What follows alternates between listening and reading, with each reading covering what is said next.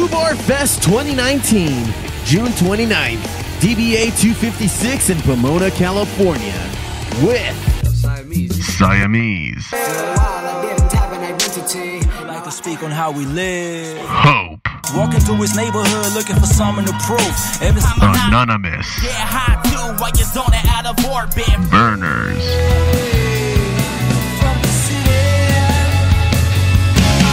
Average Joe and the Benchwarmers. Rundown Creeps. The Fallen Electric. Listen, here's the story, look what's missing. From Zero to Hero. If you would climb it all the way. And Wolves Inside. Free entry 21 and over. Go to foobarshow.com.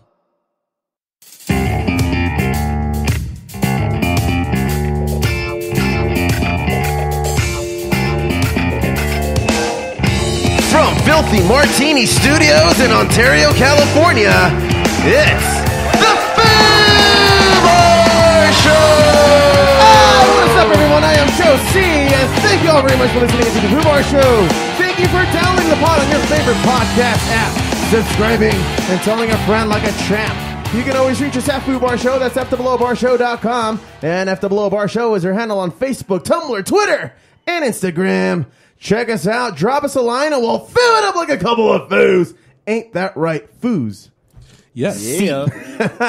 On tap today, we have the Fallen Electric. Say what's up, guys. What's going on, How's guys? it going? Yo. So to my left, we have Mr. Richard Argumosa on drums. Ow! To my right, starting at the far right, we got Mr. Drew Barber, who plays the bass. How's it going? To my immediate right is Mr. James Paul Ganser. What's going Mr. on, Jimmy guys? Ganser of the What's Fallen up? Electric. And I'm Joe C. I play lead guitar. Whoa, whoa. Yeah. So we've never had you guys all at one time in the studio. No. It's in fact, it was you first. No, it was Richie first promoting his real estate business. And were you even the drummer? I don't think at so. that That was point? like right in the very beginning. That was the beginning when maybe you played like a St. Patty's Day show for us, where I just fronted like, "Hey man, I'll give you $50 if you just do this show." That was a fun show. Which That was fun. the beginning yeah. of a lot of things. That was the beginning of a lot of things. Bright Star, no? Yeah, I was at Yeah. Bright Star in Glendora a couple of St. Patrick's days ago, right. and then shortly after, we recruited you full time, and that's been fun ever since, man. Oh, yeah. But Jimmy, you came on pretty early on, I think, maybe around like episode 20 something. I think so, yeah. It was something like- it was just you, and we played a couple of the Fallen Electric songs, and then you did a couple of acoustic stuff, and That's right. You did like 2 back-to-back shows even. You're like, let's make a fucking afternoon out of this. and then that was that. Drew, you were on one of Richie's other appearances. Yes. Yeah, I think you were helping him sell houses at that point. Yeah, I believe so. Yeah. You got your gotta help license brother out and every then- now and then. That's yeah, just we how got it what, is. like 2 or 3? Yeah, I'd say. I'd say Showed so. a few Maybe properties. I 4, think yeah. it was great. Not bad. Yeah. Yeah, and here we are, guys. But I wanted to talk about the actual genesis of the Fallen Electric, and I'm looking at you two fellas over here, Jimmy and Drew. Hello. Now, we've already covered this in the earlier episodes, but not everybody's going to go back and listen to those episodes. In fact, I recommend everybody don't. There it is. Because this podcast has come a long way. Trust me, you'll thank me later. But Jimmy and Drew, man, you guys have known each other for how long? Oh, man. When did we meet? You were, how old? I was 15 and a half, 16. I was probably about 24 Okay. Yeah. at the time. And So it's been a few years now. it's been a few, yeah. And so you met him, what, like on Craigslist? We Or did. Yeah, on the personal section, right? Men seeking men. Casual encounters. Yeah. You know. Oh, man. Sometimes you just, Yeah. you gotta do what you Which, by the Gotta way, do what I you gotta heard do. that. I heard they took that off got of shut Craigslist. down. Really? Yeah, that entire thing got. down. If anybody, I mean, Of all I the get things? waken up at 2 a.m. by Richie, dude. They shut down the personal section from Craigslist, Should and I'm be the like, first to well, know. shit. All right, that's good to know. Yeah. So Word. so you guys met through Craigslist. We met on Craigslist, Craigslist. It was a friend told me that basically, I was doing a lot of acoustic stuff at the time, and I found myself without a band. at the time, and I just wanted to get it going, and I just kind of threw it out there of like, look, you're searching for a bass player. You know, I do so and so this type of music, and my influencer this and this and this. Well, it happened to be Drew that reached out to me. I had just quit my other band, Three Way Road, and I was like, you know what? I need to keep doing music somehow. So I was told about Craigslist, so I thought I'd give it a try. And the first person I found was Jimmy. Okay. And I hit him up. You were like, yeah, come by this first Saturday and we're going to have our first rehearsal. Yeah, you sent me a voicemail. I don't think I answered the phone at the time. Yeah. You sent me a voicemail saying, hey, I'm just really interested in your music. You know, I'm a bassist, you know, I'm from so-and-so. And he goes, I kind of grew up with this type of music or whatever. I'd be really interested in trying out. And I'm just like, yeah, let's jam. Let's see what we can do, you know? And he came over the first day and we instantly clicked. Yeah. As crazy as that sounds. Everlong was the first song we played, I think. Everlong, yeah. Well, that was the first one we actually knew all like from start to finish. I know. Both of you guys. Yeah, we did a couple Nirvana songs. We did Everlong, which was what, you know, the Foo Fighters is one of my all-time favorites. So you heard it here first, everybody. Drew fucks on the first date. He does. Super hard, too. Apparently he does. So you guys learned Everlong. Oh, you guys already knew Everlong.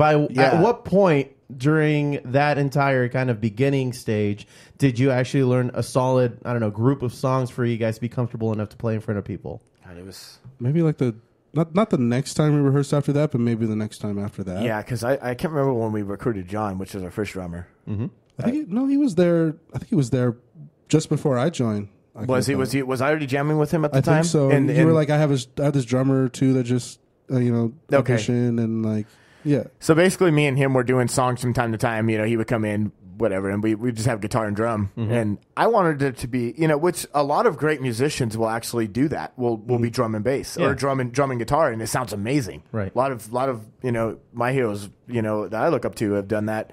Well, I wanted it to be really a full band. I really wanted it the whole thing, the whole package. You know, this is what I've really grew up on, and you know, so I was reaching out for a bass player, and Drew happened to jump on the old list there and find us.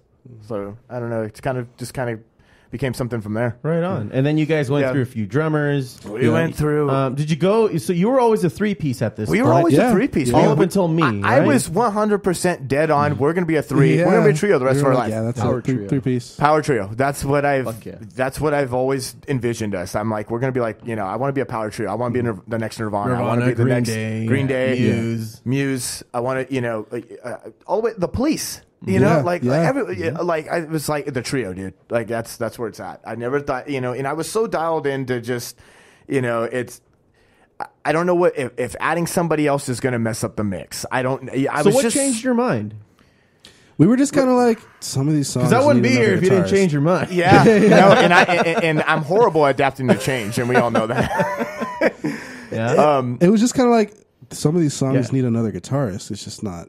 It's not enough. A lot of the songs that I really enjoyed, would love to play, you know, cover and all that. They needed that second guitar, and I knew it, and I knew it was empty without it. Okay. You know, growing as a musician, I was just like, it needs it there. If we're gonna try to do anything serious with this, it kind of needs it there. Yeah.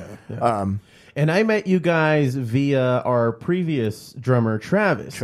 And I met him through another band that he was in prior to that. 22 Salute, and I was in a previous band called The Hotline, and then so The Hotline and 22 Salute were playing a few shows. I got to know Travis a little bit. He invited me over one day to jam with you guys, and I'm like, well, you know, this ought to be fun. You know, he told me the songs that you guys play. I was like, I already know these songs. I used to play them with Richie just about maybe 8 years prior to that, maybe 8 to 10 years prior to that, back in Richie and I'll tell this little story, Richie. Going, looking to my left now. Richie, we were in a band called The Bar Show. Back, what would you say? It was like from 03 to 08. That sounds about right. That sounds about right, yeah. From 03 to 08, and we would play these songs. And you know what really pisses me off, man? You know what chaps my ass? You know what really grinds my gears? Is that whenever I talk about The Bar Show to like family members, you know, whenever that subject comes up, he's like, oh, you mean that 80s cover band? And I'm like, no, bitch. I hate the 80s, first off. If anybody knows me, he knows that I despise that new wave syntho Flock of 80s Seagulls Flock of Seagulls stuff. But that was the one show we played where we played to an 80s crowd and we got like a good chunk of change for it. So we're just like, let's sell out for a night and play a shitload of 80s songs. And, you know, we and I think we did them pretty well. Oh, yeah. But ever since then, I don't know what happened that branded us as like an 80s cover band. But at a certain point, I'm just like, Richie, dude, I can't do this anymore, man. I saw your face. It just went from like, just that slow. Just, and then you know, we started learning more stuff that I was into, more alternative rock, more 90s based, even some 70s based. I'm like, can we just skip that decade and let's pretend it's the 13th floor in a hotel building, you know? Let's just go ahead and skip it. Yeah. And then so we played together for a number of years, and that's how I know you. And then we brought you into the mix when it all happened. But going back to the Hotline and 22 Salute, I met Travis through there. Travis ended up not working out. Well, he kind of stepped away from it, and we're just like, man, who's going to fill this void? Because Travis is a talented motherfucker. And keep in mind, Travis is our fourth drummer. Yeah, he's our fourth drummer. This is not even including Richie yet. So just to go to show you, we've gone through the drummers. Yeah, and anybody who's been in a band will have that same sob story. I think. As musicians, minus drummers, and no offense to you, Richie, not yet. I'll get there. But what is it with that?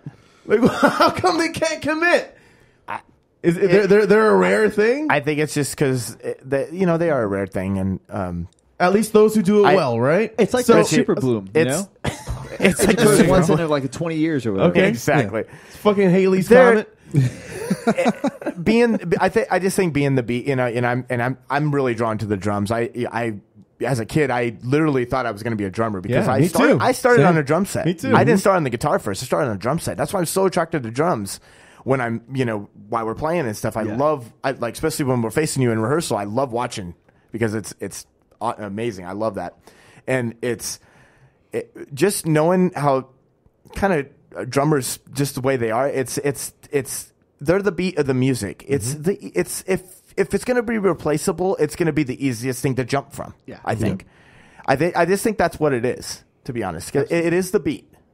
Yeah. So you can learn a lot of beats, you know, to a lot of different things. Oh yeah. You know, and it's just, I think it's just kind of comes down to that. Realistically, it's easy to jump from band to band. I think one thing that really made it okay for me to consider asking Richie to come back into the music scene with us this time was that you're a very easy guy to work with. You're not a pushover, but you have an open mind about new ideas. I'd like to think. Right. At least if you think otherwise, you're not telling us, and I'm okay with that. I'm okay with that. But I mean, you know. So what are your thoughts on all this, Rich? I mean, considering, you know, drummers have this particular stereotype. Yeah. No, I'm just kidding. Well, I mean, who is it? Pro Jam went through like what, 4 drummers? I think they're on their 4th with Matt Cameron.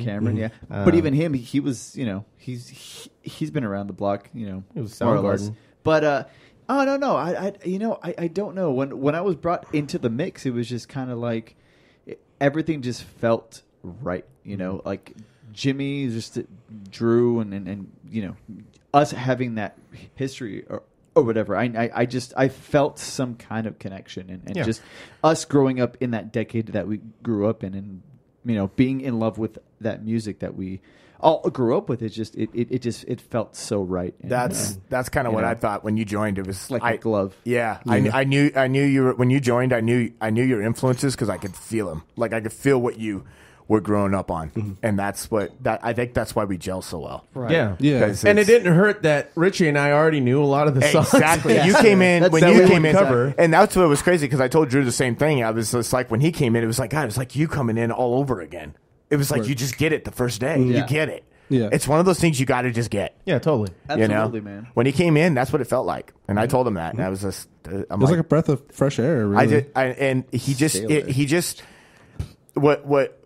Just for me not adapting to change very well, it's like when he came in, I was like, everything was on point. He wasn't trying to overdo it. He wasn't trying to. It was just there when it was needed. Right. And it was just like, it sounds so good. You know, it's insane. And change is something that's really difficult. You know? It's I know people, and especially in, you know, music and playing music, it's really hard to accept that change or to dude, I have a cow when it's daylight saving time. Fuck that, dude. Imagine everything else. Oh man. No, I feel you, bro. You know what I mean? It's just one of those things where you're just so used to hearing it a certain way. Yeah. And especially just being it's this thing I have. It's my heart. It's this passion I got, and it's just like if I change that, it's like it throws it off now. Yeah. So I got to really adapt to that. Absolutely. So that's why I was so like hesitant on it. Yeah. And by the way, Travis was the one to really talk to me into getting him. Just trying it out. He goes, just try it out. There's nothing we can lose. We can just try it out. And I'm like, okay, that's true. Let's try it. Yeah, I thought it was just going to be an afternoon of me just, playing my guitar with a group of cool guys. Because I was already a fan of you guys. Right. I had already gone to see a couple of shows. In fact, I invited you guys to play a backyard gig. There's a really funny story I won't go into. That involves Jimmy. But it was a really fun Saturday afternoon jamming with you guys. And I'm just like, man, it'd be really cool if they invited me, to do this more regularly. And, sure enough, you guys did, and I was just like, "Oh, well, okay then. Let's let me try this again," because I there was a great period where I was not playing with anybody really, aside from the hotline. Right. But that was only like a couple of years, and it wasn't really going anywhere. And that was my hesitation with like joining a new group. I was like, "Is this just going to be another group of guys who are really not gonna?" Because you don't want to waste your time. Yeah, exactly. I don't. Yeah, we're only getting older. Yeah, exactly. No, for sure. Right.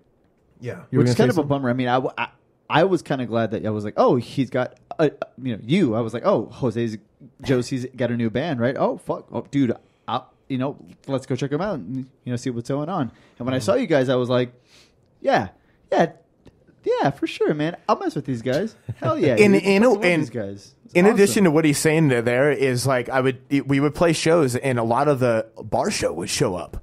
To these shows, right? On certain Alex shows. And Edward of previous, previously mentioned band, the Bar Show that that Richie and I were in. Right. Yeah. I'd be on stage and I'd be kind of looking at that and I'd be just kind of like, dang, like it's just a little. I guess just being musicians. Yeah, it's just one of those things like you guys used to jam together and it's just like I don't know I didn't know what to think of it. It's a little nerve wracking, but also at the same time they're proud of us, and that's what's awesome. Yeah, absolutely. Yeah, because everybody took the road. Everybody took the road. People get jobs. People get married. People have kids. Right. Totally. Life gets in the way. And then Richie, I mean, you did all of that, and you still wanted to be in a band. Hey, guys. You have two. Absolutely. Two beautiful children. Two beautiful children. Beautiful wife, and the thing is, you're still making it work. I really envy this.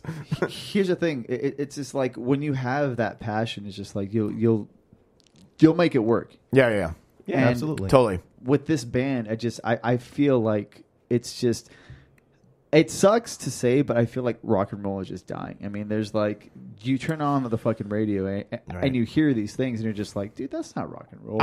I gotta say, I don't know that it's dying, but it's evolving into something we're not used to yet. And I don't know how to handle it. Yes. You know what I mean? Right.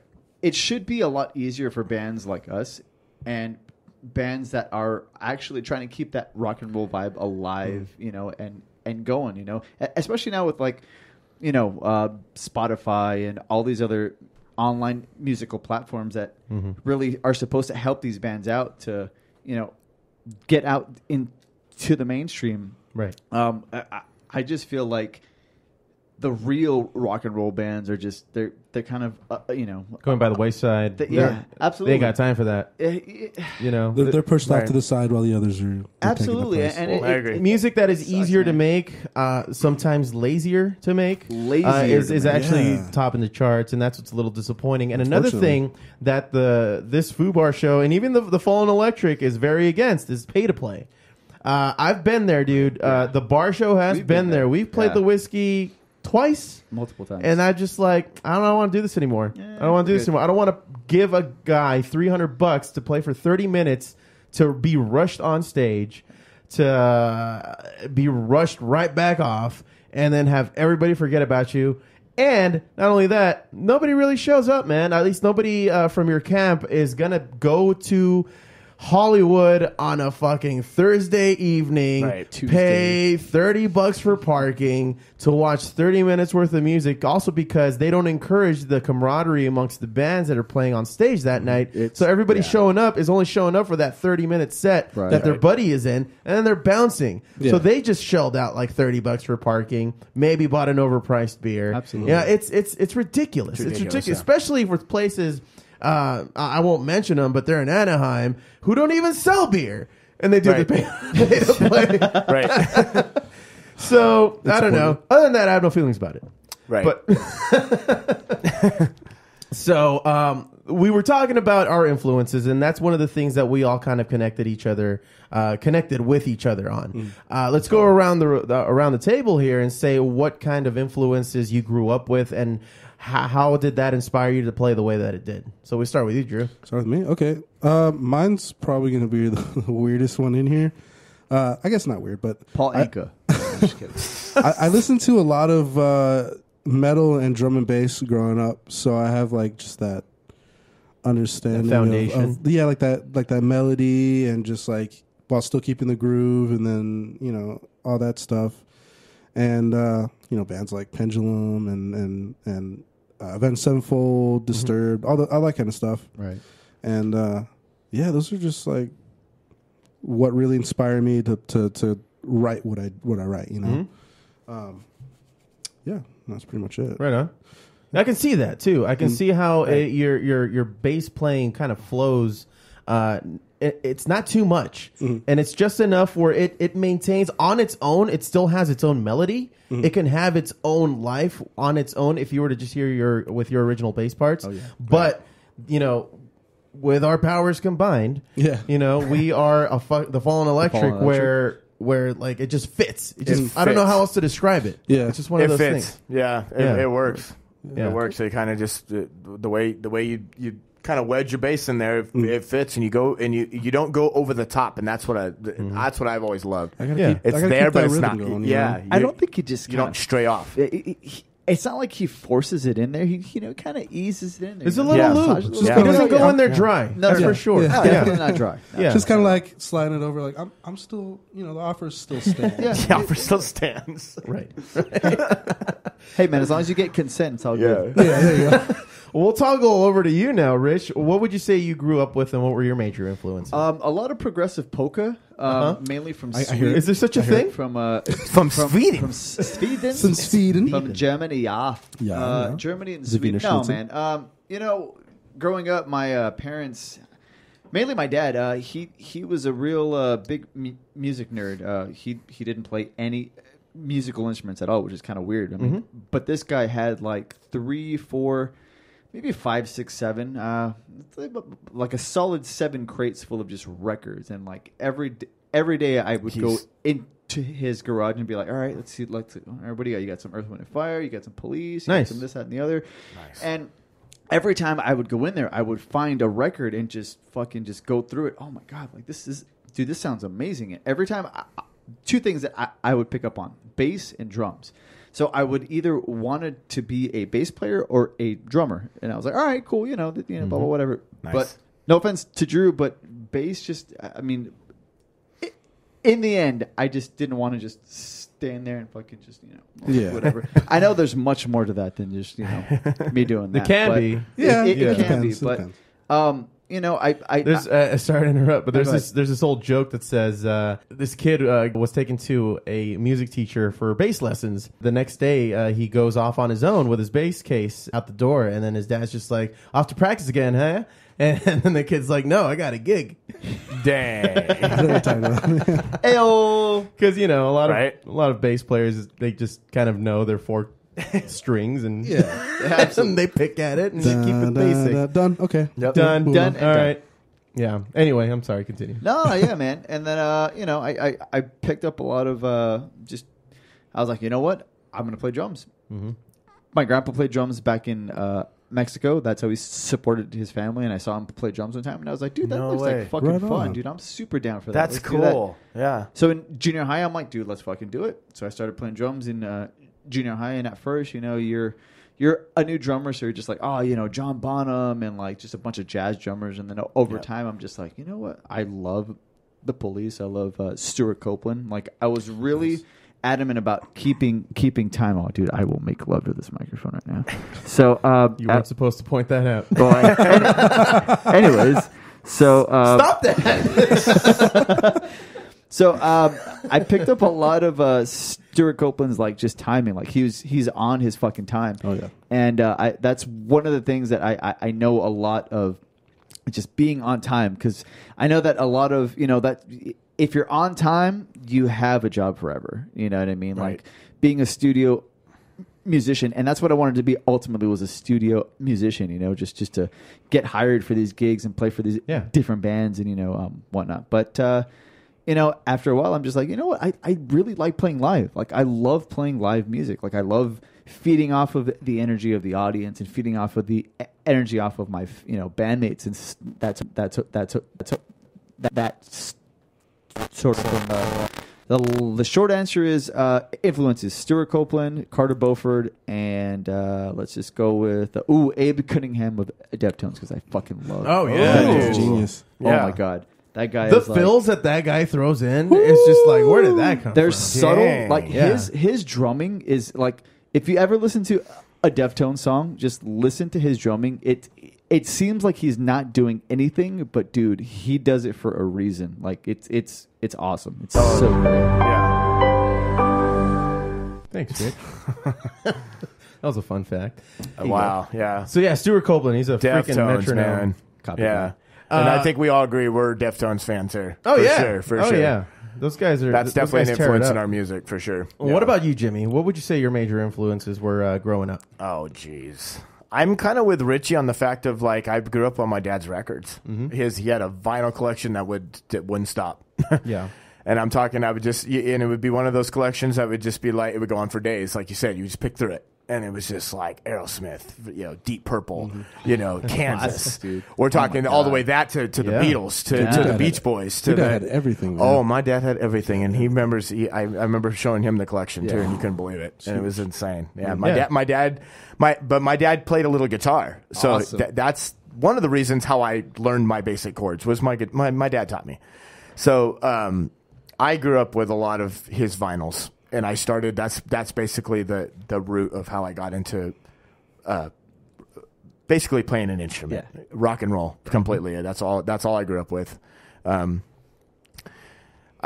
Influences would have to be starting from, because I was a '90s child. I grew up with a lot of Nirvana, a lot of Pearl Jam, a lot of Soundgarden, a lot of all the grunge stuff. I grew up with. I love Blind Melon. Oh yeah, definitely one of.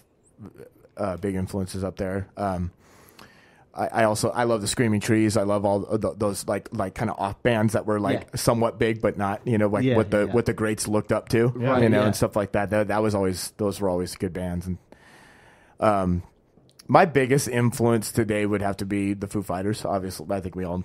Can no gel with mistaking that. Yeah. Dave Grohl is definitely a champion, man. He's a champion. I look at that guy. He's one of the nicest guys in rock and roll. But with them saying that, it's literally to a T. He really is. Right. He really is. That guy lives a fabulous life. He does, and he makes it worth it, and it's awesome. But and it's refreshing to hear that a guy like him is just so nice to people too. Yeah, he's just a sweet guy. Who rocks your freaking socks off. Yeah, and then mows the lawn the next day. And then he barbecues for firefighters the next. Absolutely. It's freaking. That's something I just salt to the earth. I want to do that. Yeah. That's what I'm just like. If he can do it, I want to do that. Right. Yeah. We can do that. Be a nice guy playing good rock and roll music. Yeah, rock and roll. It's just how it should be. Yeah. And it's not even just Dave. There's quite a bit out there that are like that. You know. Even down to a couple pop stars even that are like somewhat like that. Word. It's one of those. I love music. I love all sorts of music. I got into back when I was in high school, I got into a lot of Jimmy Eat World and a lot of Weezer and stuff like that. So that would be probably one of my biggest influences in me playing guitar.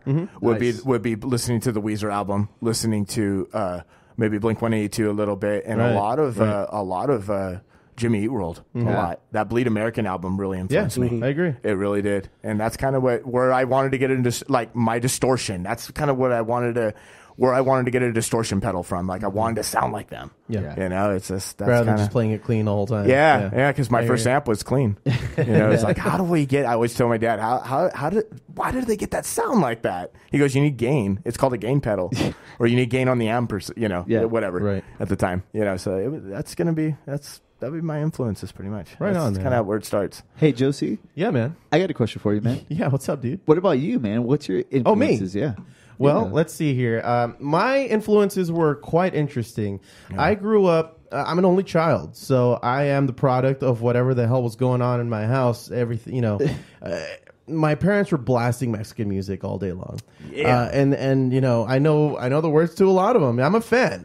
Mexican music is really, because I didn't have a choice.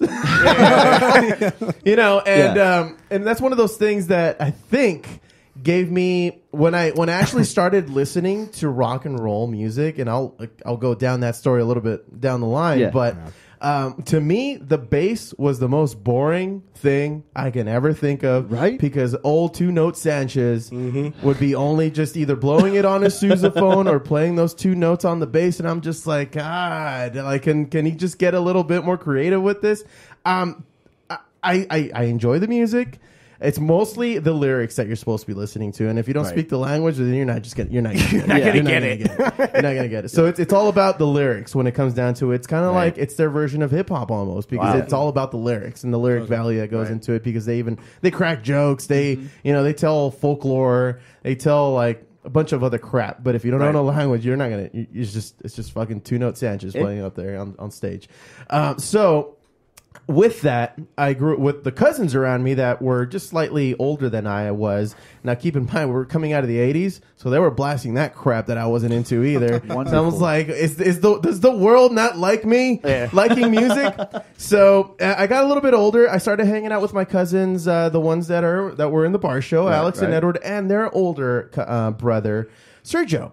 I don't credit Sergio enough because he is the one who had the rock and roll collections in his room. Right. He's the one that I would go over while I was playing maybe Super Mario World on the Super Nintendo, and he's just like, I'm going to pop the CD in that I just got. Power Man 5000 When Worlds Collide was probably one of the first songs that I ever fell in love with.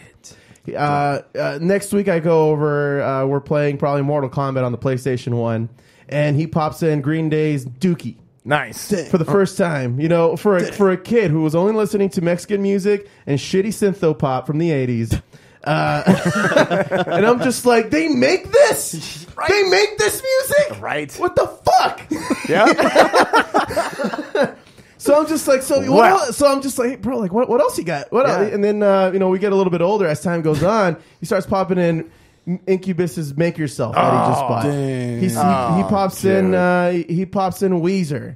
The Green album is now out. And then the year 2000 comes out, and I'm over here trying to be cool, with my tape deck, and I'm just like, I'm listening to the Thong Song, Everybody love that shit. And then all of a sudden, Guerrilla Radio is on the radio, and I'm just like, Jesus Christ, like, okay, enough of it. It's all this bullshit. Who is this? Rage Against the Machine changed my life. Lyrically, musically, I will always kind of look up to Tom Morello to this very day. He's a champ, man. He's a beast. And being an only child, parents, not a whole lot of money. I have to credit also the internet for being around, because that's a Napster. Because I would just go on there, and I would just be, as soon as I got home, I'd get my homework out of the way, and I would just be on Napster just exploring and learning new shit. I came up to speed with, just like anybody else who can talk about, day in, day out about rock and roll. Yeah. I came up to speed with it pretty fucking quickly. Fuck yeah. So Richie was there for that period of my life in my high school days. And dude, and I'd like to think I'm a small encyclopedia of rock and roll because of all the research that I did. And because I just I wanted something new. I wanted something creative. There's only so much you can do with the formula that the Mexican music has. Yeah, of course. Yeah. And then fuck, what? There's Mexican rock and roll too. So I started exploring that, and South American, Europe. there's shit in Asia going on. So I'm just like, rock and roll is really taking over the world at this point. Right. Hip hop is taking over the world at this point. And then all of a sudden, you know, we find ourselves in post 9/11 world where it's just a lot of things are going on musically around the world, and that really opens up a whole lot of shit to me, to a kid who grew up thinking music was very limited. Right. And the shit that I was learning, I mean, in elementary school, middle school, I was playing clarinet, saxophone, first chair, and everything. So I had a love for music. I just didn't know that you can enjoy it. Nice. Right. It's like, oh, and I'm not a dancer, so I'm not about to go out to some club and, you know, just pretend that, you know, the music is enjoyable because I can grind on a lady. You know, I want to be able to enjoy it. I want to dance to it on my terms. Right. I'm not, I'm not that guy. Yeah. That's what's crazy. Even at a young age, I was like, I almost, because I was never like, you know, school taught. I was self-taught.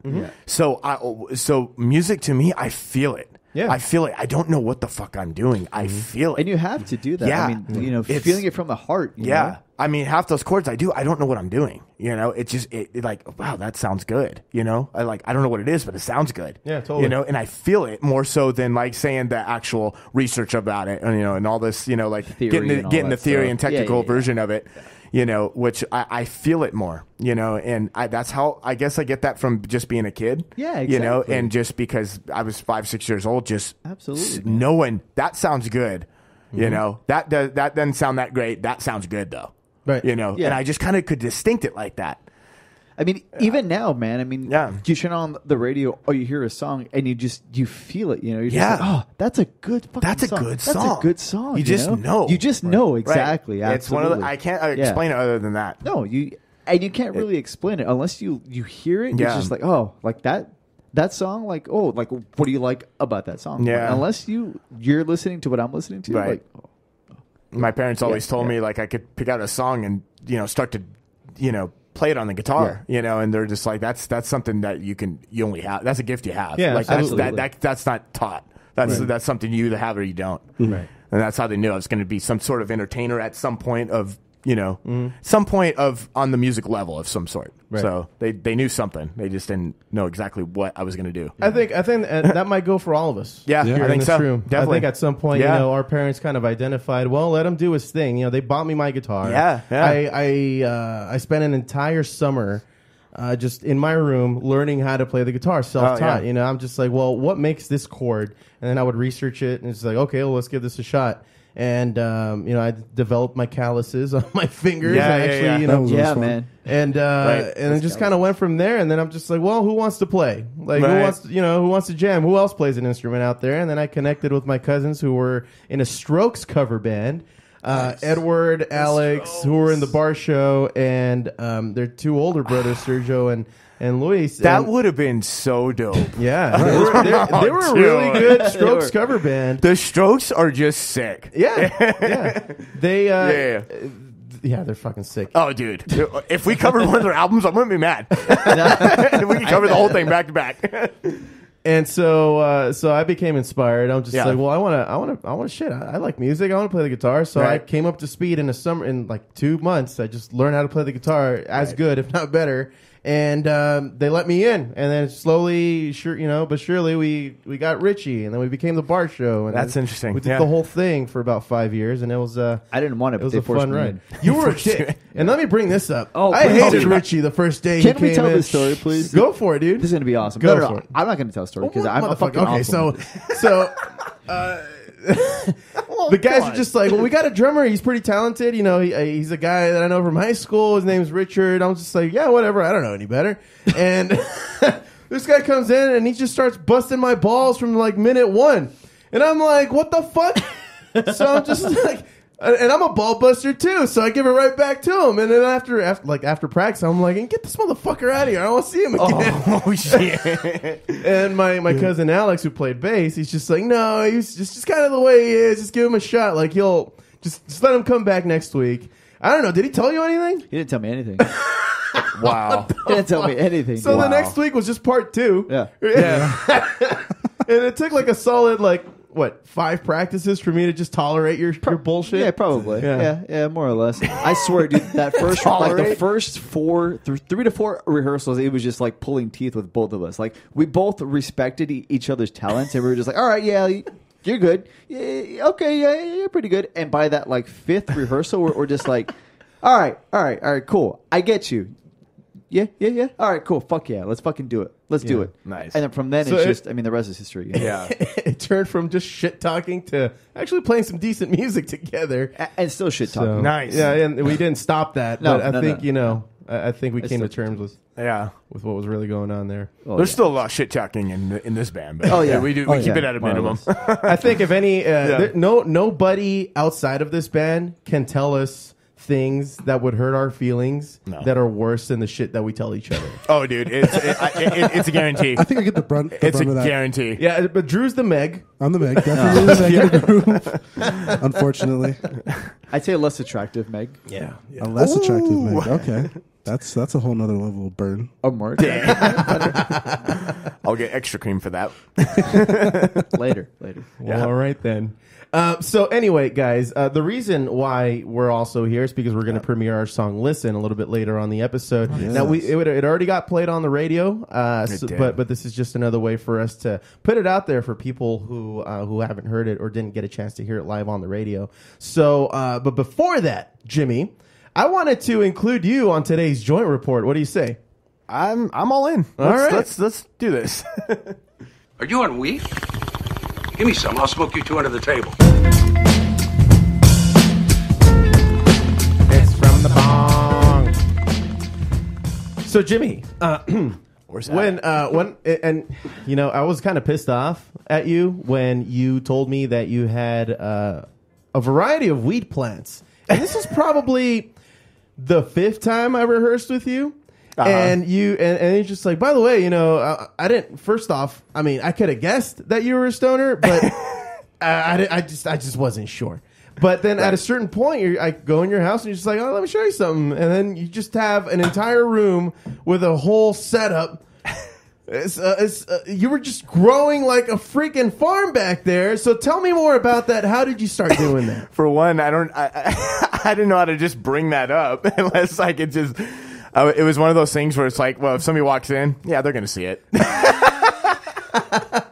So, like, how did you get started with that? I actually had a friend of mine that was growing at the time, and he kind of influenced me on doing that. Mm-hmm. I did. It was actually through work, and I would go over to his house to actually pick up at the time, and he had a variety of plants in his garage. He had a whole setup with fans and all the lights and all that stuff, and he had a couple tents in there, and he had those lights that would it'd be like almost like a purple light on the them. ultraviolet? The ultraviolet, UV? yeah, Okay. kind of like the UV. It was like the special UV rays that the actual sun provides. He had the actual like good lights for him. And it just literally, I don't know what it is, just from me.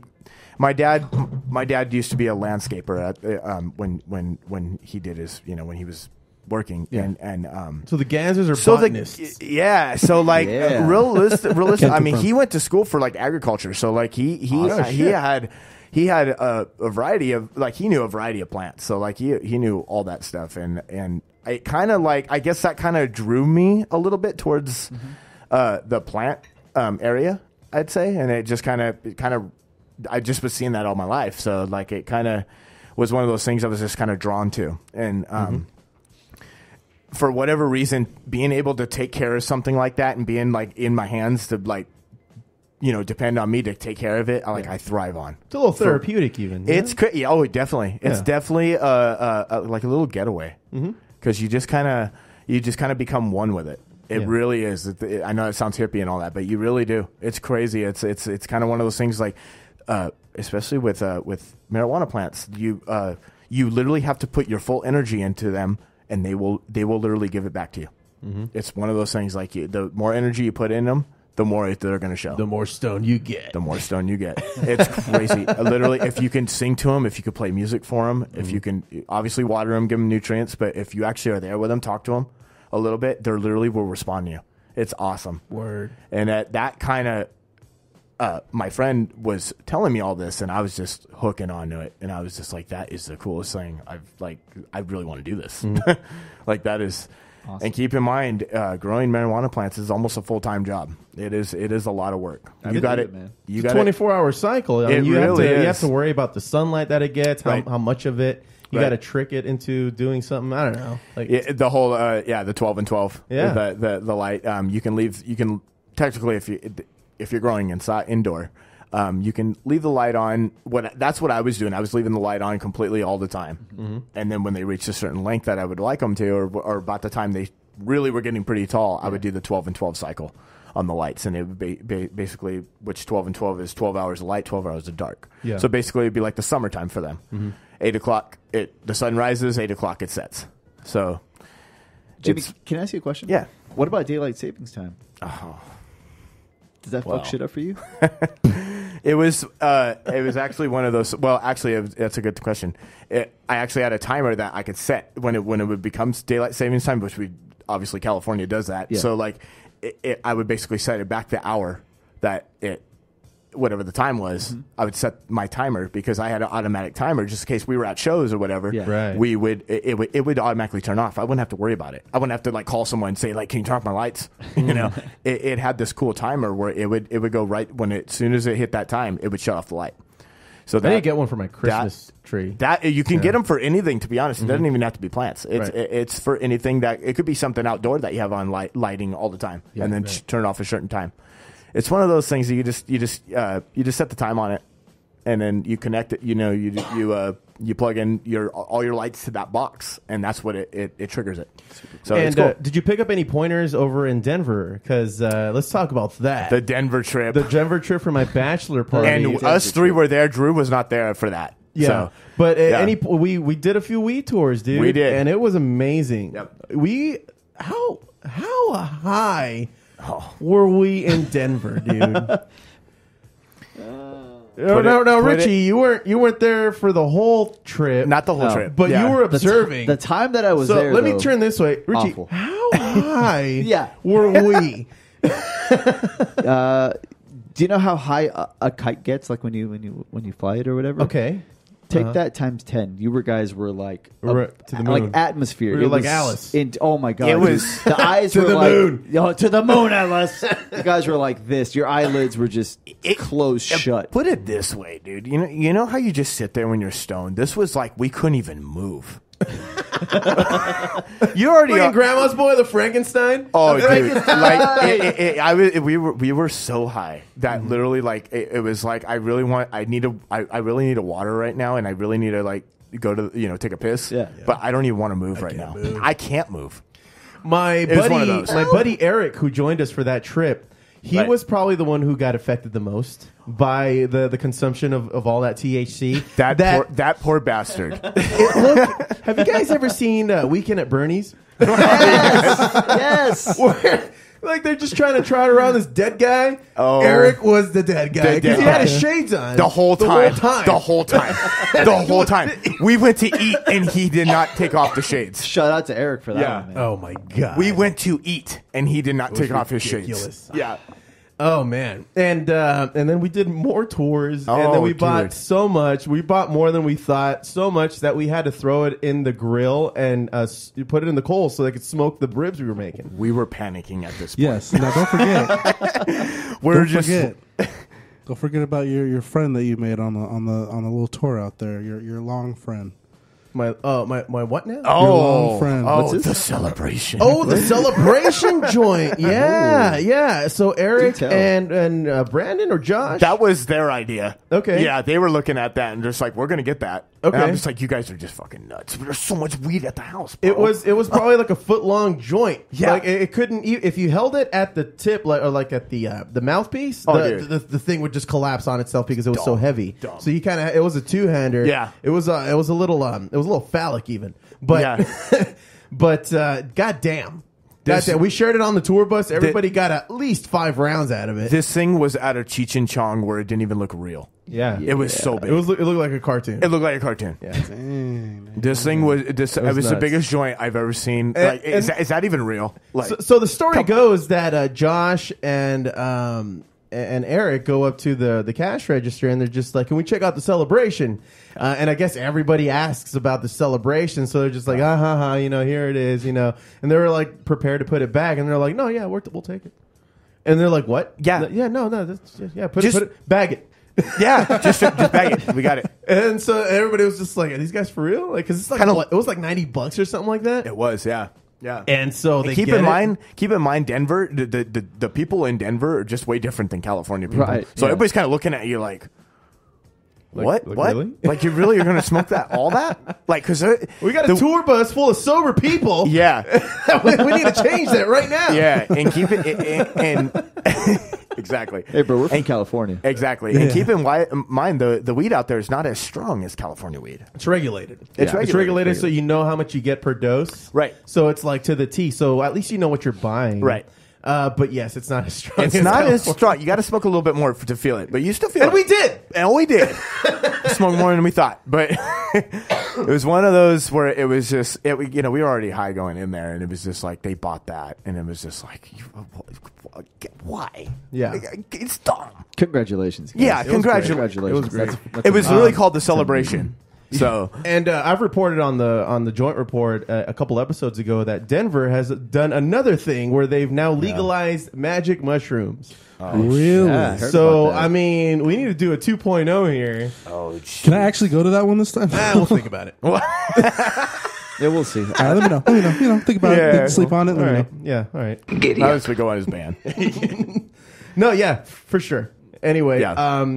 So, but ever since maybe a couple months ago, you had to take your plants down. I did. You're moving out of your pad, and Yes. you have to make some changes. We have 6 months left, and that's going to be about a cycle of plants. Are you left, gonna? So, are any plans to start that back up again? Because you were calling it. It became its own strain at a certain point. It did, and you were calling it the electric haze. One of the sativas I was growing an indica and a sativa. I had two to choose from, and one was an OG. The indica was an OG, and the sativa was a haze. And I went to take it to a friend one time who knew all that, who really knew about all the names of them and stuff. And I was just like, I don't know exactly. It was funny because it was exactly the same smelling one you bought. Okay. It smelled exactly or similar to what you bought. It was damn close if it wasn't it. Right. So it almost smelled kind of sweet, and it was all I knew. She just goes, it was just a type of haze, and she goes, I don't know exactly what type of haze it is. Mm-hmm. She goes, you can name it your own if you want. And I named it after the band. I named it after the Fallen Electric, yes. and I named it. It ended up becoming Electric Haze. Awesome. And I don't know what it was, but people loved that weed. I'm not even joking. Even though it was homegrown, it was pretty good, man. I wasn't an expert at, believe me, this is my trial and error days too. I wasn't like the expert yet. So, and everybody was saying this weed it's got a good taste, got a good flavor, and it's a natural high. Yeah, they were just like, it's fucking awesome. Just like the Fallen Electric, huh? You're right. Yeah, like it's bringing it back around. Yeah. All right. So, and it just kind of became Electric Haze, and kind of went from there on it. I still have the seeds. I do. I still have the seeds of both of them. So I'm thinking about it. If I get the space, I will. Nice. But if not, we'll just focus on our what we have to do for playing. Obviously that's going to be. I guess we can play a few songs. Yeah. But well, I'm excited. It was really a cool side gig I had going. It was fun. Cool. I would say I would never regret that. Awesome, dude. Right on, man. Well, thanks for sharing. Yeah, thank you for letting me share. That made for an awesome joint report, man. Yeah. Smoke weed every day. Well, let's take a quick break. Just going to have a couple of commercials here, and we'll come back with the actual music highlights where we're going to feature our new song listen. So everybody stick around.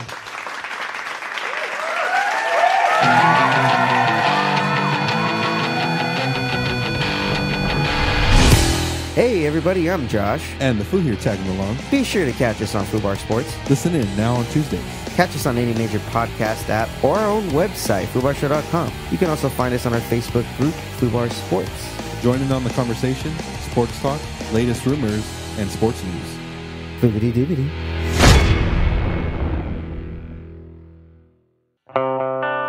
Experience Never Seen the World, the Fallen Electric's debut album, featuring the title track, Never Seen the World. Go to thefallenelectric.com for all news, show dates, and contact information. Think twice, know that I have never seen the world. I've never seen the world.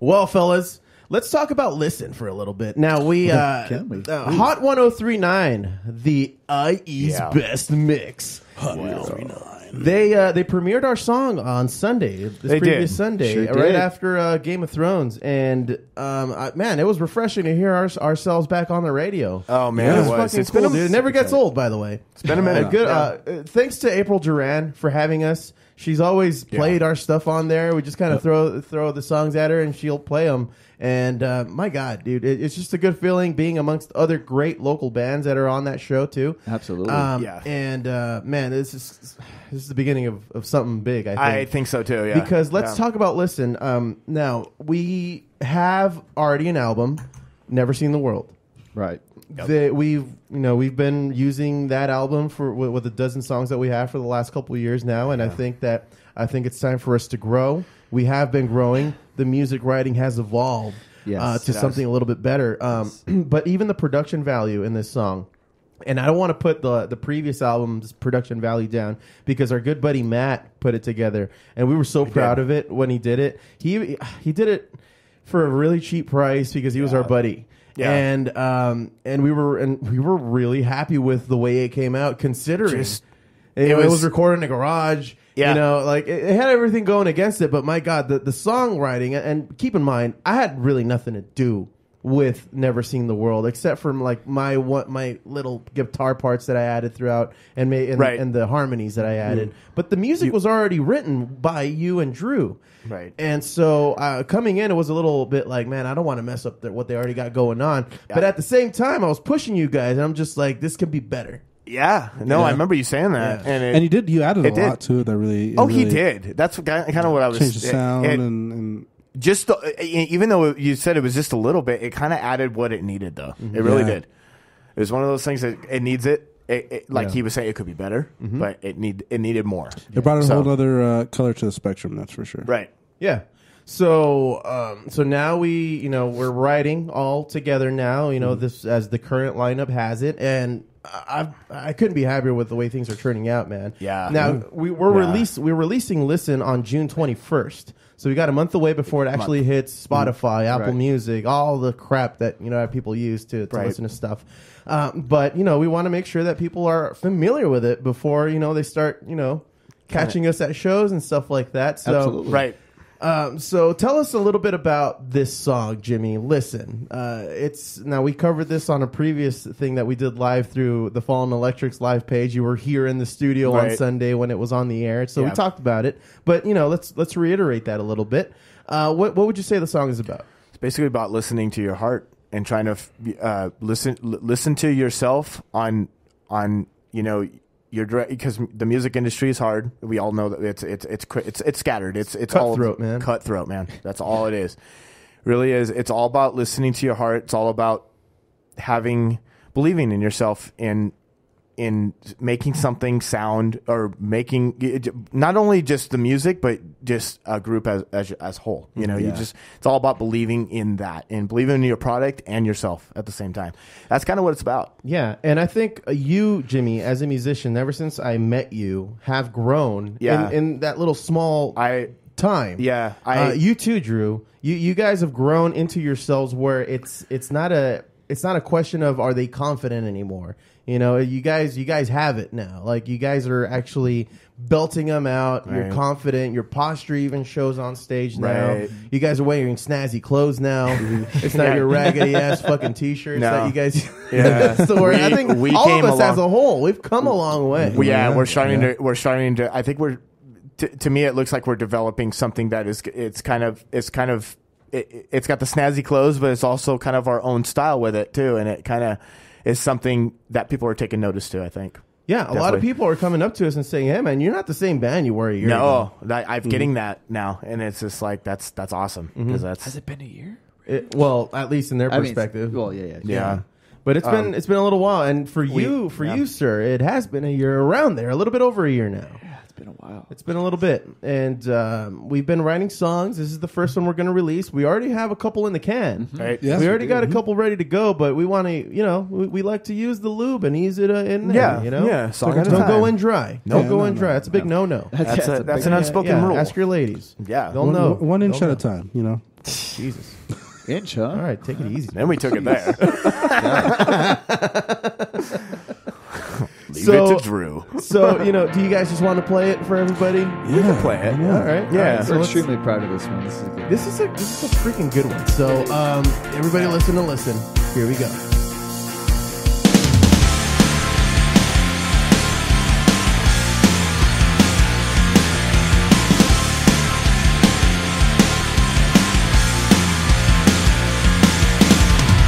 All this time I never believed myself.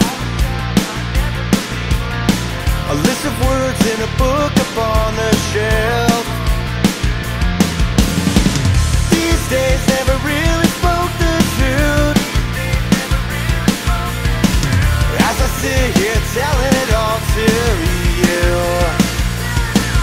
These thoughts inside have crossed my mind. Listen, here's the story. Look what's missing. Listen, it's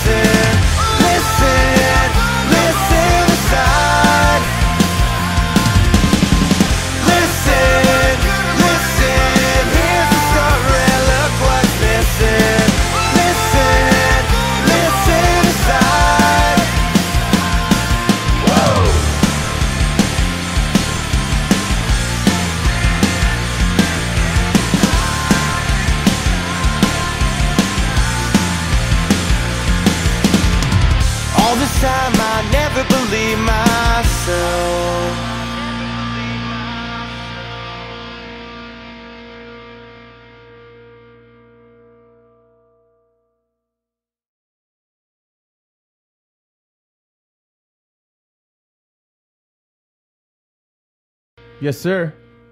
Yes, sir. There it is. Now, Drew, I've never said this to you before, but that here we go. I can't help but just think of the Power Rangers theme when you play that. Go Power Rangers! I never thought about it like that. Wow. But just that little part, I don't know. Well, I can see where that show. On the verse, on the main thing. Don't. Yeah. Go Power Rangers! Yeah. I can't unhear that now. Right? Yeah, right. Yeah, now you know how I feel. But a fat fucking badass bass line. I got it, dude. Yeah. And one of those things where I'm saying, like, it can be its own thing. Go Power Rangers, but then mix it in with everybody else. And it's a great song, you know, that you wrote some great lyrics for. The harmonies fit in. The drums were well produced. A big shout out to our boy Timmy who recorded this. Yeah. Timmy Hurt. Amazing, yeah. Yeah, he production's insane. This was our first encounter with Timmy, and he pushed us. He pushed you mainly. Yeah, Richie, tell us about that experience. It was a little upsetting. You and I have both recorded a previous album before together, with the bar show in the bar show, right? Exactly, and that one that sounded good. It was good, but it was lacking feeling. You know, there was no feeling behind it. It was like, all right, cool. Do you guys know what you're doing? All right, cool. Go ahead and do it. Right. Well, it sucks when, as a band, you have a feeling that you're still the smartest person in the room. Right. Whereas when you're working with Timmy, that goes out the window. That guy knows his shit. Mm-hmm. And this goes to show, you know, the production value in this song is just out of control. Absolutely. It's out of control. I'm not even going to talk to that guy about music because it's just, I'll just shut up now. Yeah, 100%. Pretty much. I'll just sit down. Yeah, dude, he knows his shit. He knows his way around a mix for sure. Oh, it's insane. Yeah. And that's how it should be. Your producer should be the better musician. It's just how it goes. Mm-hmm. That's exactly why they're producing you. Yeah, you know that's just how it should. And when Gage and Tim were giving us that sales pitch, we're just like, I've been thinking this for years. Mm-hmm. They're saying what I was thinking when it came to when you choose a producer. You know, the producer has to be the smartest and the most talented guy in the room. Right. So that he knows and picks up little nuances or things that they can recommend or other things that they can give you a tip on. Yeah. Harmonies in a song when you're working with the vocals. Yep. Did you guys check out those freaking vocals that were put together? That's one thing also that I brought up on Sunday when they premiered it on the radio. It gives me the chills every time. Yeah. He's just like, shut up, sing this. Yeah. Just sing it like this and do it. And then it was like watching a guy play a video game on Expert. Yeah. Watching him go through those tracks and mixing them and putting them all together and cutting them and splicing them all together. Dude. And then, boom, he presses play and he's like, what do you guys think? And we're like, God damn. It's like Da Vinci, like painting the Sistine Chapel. It's just like, there you go. And it changed the way we played the song live. It just totally did. Because we went back after we had recorded it and we were like super happy with it. And we were like, good, this is the final draft. Yeah. Cool. We have it in our pocket. And we've had it. We've had the song for how long now? 3 months? 3 months. It's been a while. 3 months. Yeah, it's been sitting in our computers for 3 months, and now we're about to get ready to ramp up and release this thing. Yeah, because we just have to now. I mean, I can't take it anymore. Yeah, I'm sick of just playing it like that. They got blue balls. And yeah, dude, it's I don't know. I'm at a loss. Yeah. I'm at a loss of words. It's one of those things where it's you listen to it and it's just like, wow. Yeah, like, and now we're playing it, and now we're playing it in that way. The harmony. Now we can't like do the echo delay on the harmonies and everything like that. But that's the beauty of the record, though. You know, or the song. You know, the single. What you know. But even some chords I was playing differently now, and it's just some little things, little details that really kind of make the song brighter. What's cool? What's cool about Timmy is that we come in with the song of how we've been playing it for like the 3 months we've had the song, whatever, you know, when we write it. Totally. And we're playing it live. You know, it's probably not the best. It's a little choppy, I guess, because we just wrote it. It's a new song. It's a new song. You know, we haven't fixed the kinks yet and all that. And that's exactly what Timmy does. He fixes the kinks, which we didn't even know were there. Yeah. I didn't even know we had kinks in that song. Until it was just like he just totally like, and he's just like, why don't you guys play it like this? Yeah, just like I guess I never thought about that way. Yeah. He totally dishes like what we do, or like just certain things we do, and just say play it like this. And we're just like, and it just opens our eyes of just like, wow. Yeah. Absolutely. It just literally transformed the song just on that little part. That outsider's perspective definitely helps out a lot. Yeah. Especially with a guy you can trust. With like especially with a guy who knows his shit. And how was that drum regimen that he had you go through? Oh my recording God. that, dude. Now he took a unique approach because I know that producers do this, but I've never been a part of it where you recorded just the kick drum. Yeah. You recorded just the hi-hat. Everything was separate. Yeah. And I'm just like, how was Richie going to do it? And you did. It took a few takes, but tell us about that. It looked painful, dude. It was. It looked painful to say the sense. It was a little painful. Yeah. But, I mean, like I was saying earlier. That alone took like 3 hours. Yeah.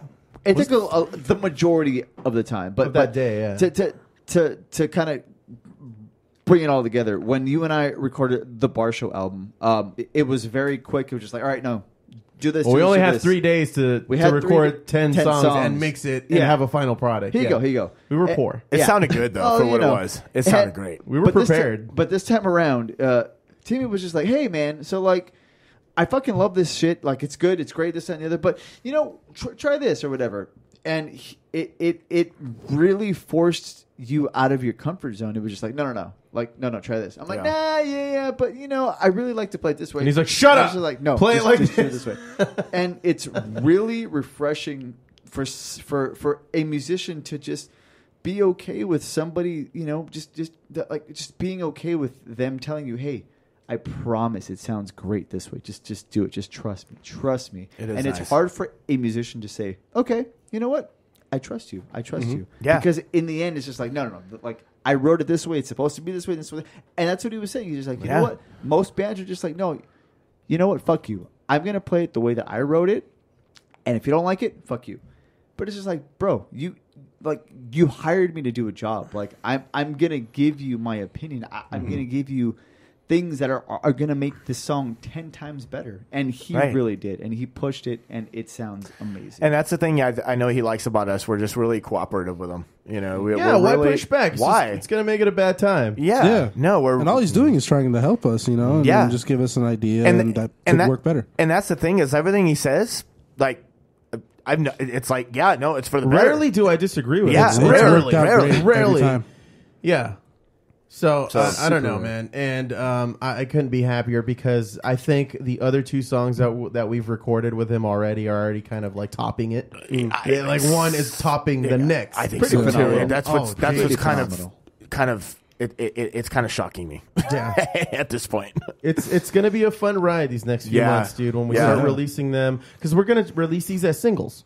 We're going to do singles. They're going to have their own artwork. They're going to have their own lyric page. It's just going to be a single. It's one single at a time. I think that's the way that the industry is kind of going right now with singles. People are too lazy to listen to an entire album. Is what it comes down to. Nobody's as old school as we were when our parents had their records. The records, and, all the lyrics, the pictures. And it was an event. When you put a record and you put the needle on, you sat there and you made sure both speakers were on either side of the room, and you listened to the stereo quality. That's of those the beauty records. of it. It was an event. You had to take some time. It was an event. Yeah, exactly. Yeah. It was time into this. It's like this is music time.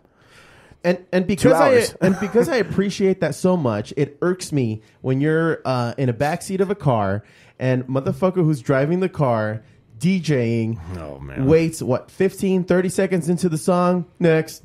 I fucking hate that shit. Oh my god, dude! It's like just listen to the full song at least. Before moving over to the next song. Or they listen to their favorite part and they're just like, all right, that's it. All right, well that's that. That's the end of that. Yeah. And then the song's stuck in your head. And you're like, I gotta finish it. I gotta finish the song. So stop being bad, people. don't do that. Not at least with a musician present, because I want to be able to appreciate the music that I'm listening to. Yeah. And to all of our musical colleagues, if you want to know, who recorded us, we'll be more than happy to give you their information, dude. Absolutely. They're just awesome to work with, and just have an open mind whenever you work with any producer. If they're trying to give you a heads up or any kind of not pushbacks but advice, listen, have an open mind, and if it makes sense to what you're trying to accomplish, keep it. Go for it all the way. Egos go. Egos kill bands. Yeah, for sure. It does. And I think this is a cool group of guys in this room that don't have a whole lot of egos. we just talk shit to each other all day long. Yeah. And we can't afford to have egos. Not with all the shit talking we do. Not all the shit talking. No. And if we could afford it, we wouldn't be able to sustain it. Yeah. No, the way we'll bring you down a notch real quick, Jimmy. Yeah, see, I mean, no one is safe. No one is safe in this group. Especially not Drew, that's for sure. No. Yeah, when we started. Yeah, and then there's Drew. So let's talk some shows. Today, as we record this, it's May 22nd. By the time this airs on the 29th, we would have already played a show in Long Beach, which I'm sure was a great time. Oh, but dude, what that else? show's awesome. You got it up on your iPad there, Rich. What do we got going on after that? I believe we have something going on June 1st. Yeah, so we got May 20. That show at Gallagher's was awesome. So we have one at June 1st at the venue in Grand Terrace. That's going to be a great one. You should come on after that one. Average Joe and the Benchwarmers. Yes. They invited us to be a part of it. That's going to be kind of exciting. And I think that's going to be cool. They're that band, when they come on the show, I just have a smile on my face. They're a great group of guys. They remind me of us. Yeah, they do a little bit. Yeah, they have that same. They have that same kind of flavor. Yeah. They're down to earth. Seasoning. They're down to earth, but they're good musicians. Yeah, Josh, Joe, awesome. and they don't know they are. Max. You know, great group of guys, and that's going to be a great time there at the Terrace. What else we got? Absolutely. So after that, we got Friday, June 7th at the Tilted Kilt in Moreno Valley. Y'all should come out for that. That's going to be a great one. Yeah. And then wrapping it up, we got June 15th at the Tilted Kilt in Rancho Cucamonga. Yeah, those shows they are keep always inviting fun. us back, and we're more than happy to oblige. Oh man, Yeah. In case you're wondering why there's 2 Tilted Kilt shows back to back. We won't rest until we're on every franchise. Oh my god. Yeah. The Tilted Kilt Tour. Yeah. 2020. Tilted those kilts. Yeah. So that's what's coming up next. What's after that, Rich? Right now, we got Foobar Fest, right? I think that's Foobar Fest Foobar 2019. Fest 2019. It's going to be good. The 29th of June, we're going to have Foobar Fest, and that is going to be a great time. That includes a lot of the great acts that have been on the show. You hear the commercial every time you tune into the Foobar show, and you will be. Oh, yeah. At least for the next few episodes, all up until that event. But we're going to have Siamese, Anonymous, Hope, Burners, Average Joe and the Benchwarmers, Rundown Creeps, Wolves Inside, From Zero to Hero, and your boys, The Fallen Electric. It's going to be a great night of music. It's going to be awesome. We're even going to probably get a DJ to finish the night off. Maybe, grind up against the lady. I don't know. Oh, well. Is that something people do? Or each other. Can't Or grind each other. up on each other. No. Yeah. Don't fucking touch me, dude. All right. Well, Jeez. I'll just grind up on my drum. So that's going to be a great time. We'll always keep you posted on thefallenelectric.com. We'll always keep you posted on our Facebook. We're on Bands in Town. We're on all that crap. So this song that you just heard, Listen, and I'll even play it at the end of this episode too, so you get a clean hit of it. It's going to release on June 21st. We'll be ready to go with it. Everybody, please share it with your friends, your family. Yep. Continue to hype it up. It's a great song. Even if I wasn't in the band, I'd be a fan of it. Wow. I'd listen. This is the shit I listen to anyway. Yeah. And Drew has to take a piss. So wow. I think go for it, dude. You're gonna disturb the camera there. Yeah. Did you not bring your Depends? Not today. I thought it'd be a good idea not to bring it, but I realized real quick that was a big mistake. Okay. All right. Well, guys, thanks for being on the show, man. Thanks for being on the Yeah, show. Yeah, of course. Man, Thank you. bro.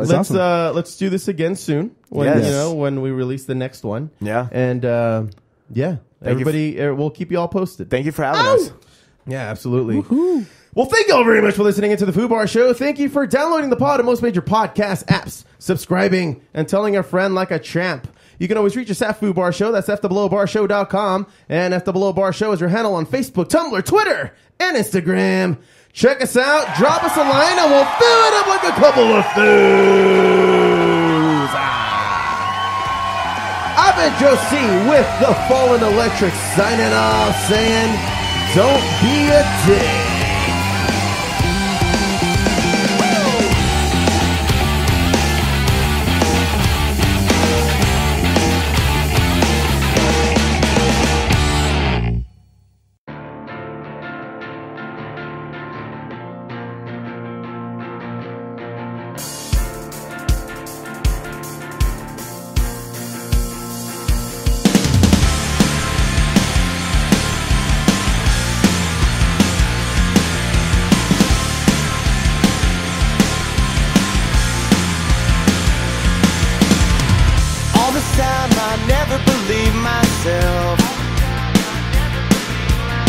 A list of words in a book upon the shelf. These days never really spoke the truth. As I sit here telling it all to you, these thoughts inside have crossed my mind. Listen, listen, here's the story, look what's missing. Listen, listen inside. Listen, listen, here's the story, look what's missing. Listen, listen inside.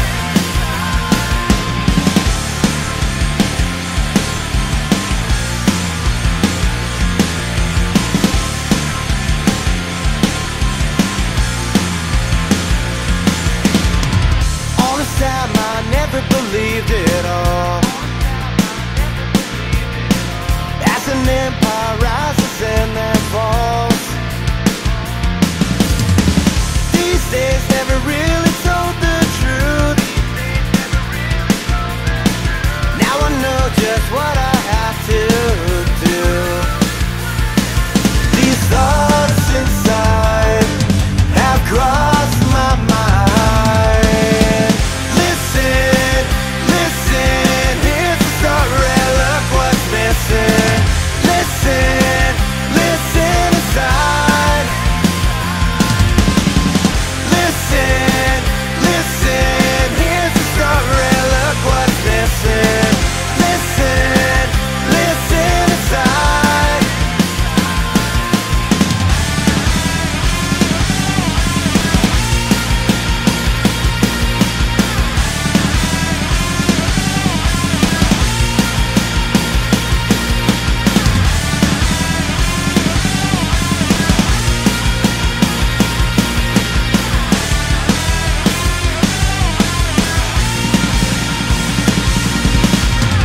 Listen, listen, here's the story, look what's missing.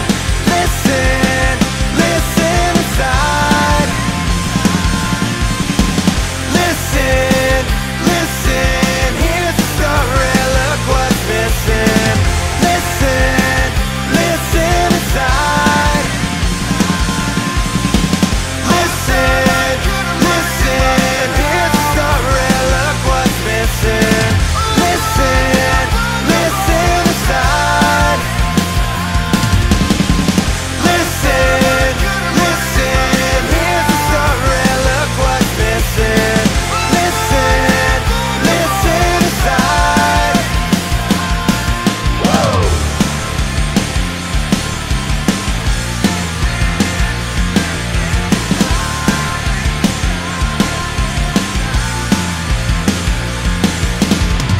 All this time I never believed myself.